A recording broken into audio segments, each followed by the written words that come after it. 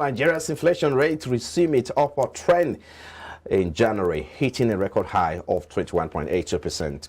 This represents a 4 or 0.47% increase when compared to the 21.34% recorded in the previous month. This is according to the recent report released by the National Bureau of Statistics. The food inflation, however, surged to 24.32% in January from 23.75% recorded in December 2022, while core inflation, which includes the prices of volatile agricultural produce, stood at 19.16% in the review month compared to 18.49%.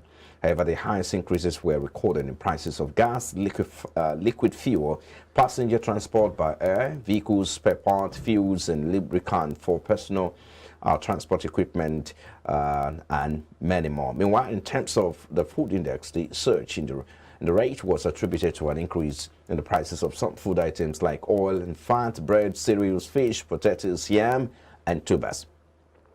Now let's get talking now, and of course how the economy is reacting to these, particularly with equities investment as well. So Ambrose Amodian, Chief Research Officer, Invested Consulting Limited, he's still here with us. If you take a look at the graphics on the, you look at the urban, the rural, inflation is there as well. Talk about food.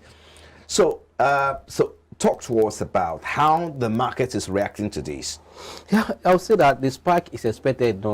Seeing what happened in the month of January, we're surprised that this is coming, and nobody is not looking forward to see it. We said it in this house, several that January inflation will look up, to reverse what we saw in the month of December.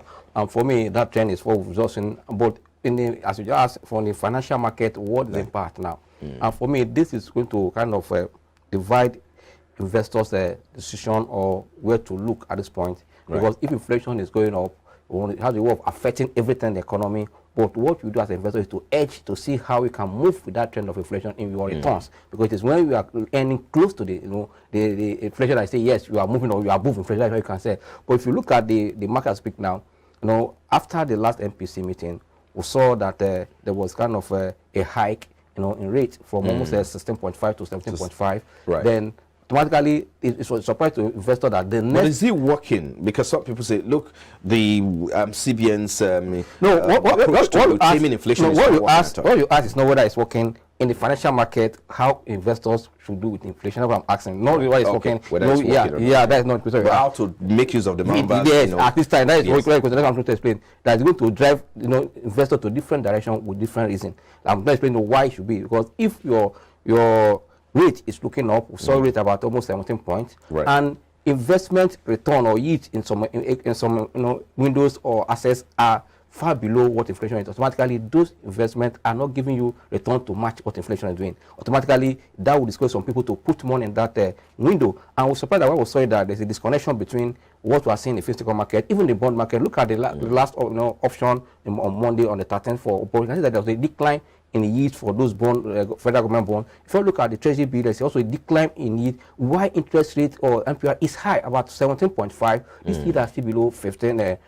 Automatically, you can see there is a gap there for those. And those when it's that you can't appreciate, can't change because rate is fixed from day one. But where you can also, that's what I'm coming for those that are also equity players. Look at now that we're in any season, and we've seen that some yields are about 11, 9, 10, 13, highest about 12% yield in the market as we speak now, or 13. Now, it's also, if capital appreciation comes 10% plus that yield, we're going to get into like 23. That means you are closer to the inflation or you are above inflation slightly. I believe that this is what is driving for that. Even when all this is happening, election activities is becoming tense, what is happening in the economy because of cash crunch and all those stuff. But the market is still going up. That's why it's not an option, but a kind of a raging bull. We said that people are still in position in the market buying stuff because of what they're targeting the earning season to take advantage of. I think we have Gerback Simo on virtually now, and of course we have Olaide Banu join us now. Quickly, in 30 seconds, if we can do that before we move to the next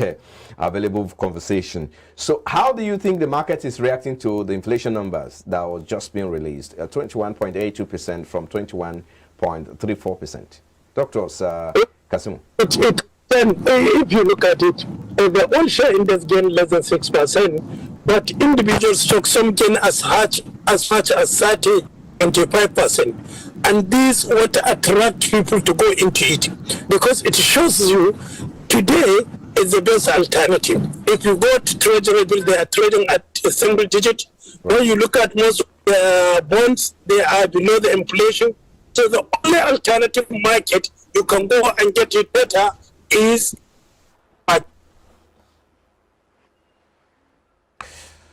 Oh my goodness. Okay, do we have Olaide Bano to just chip in something on inflation figure? Do we have Olaide Bano?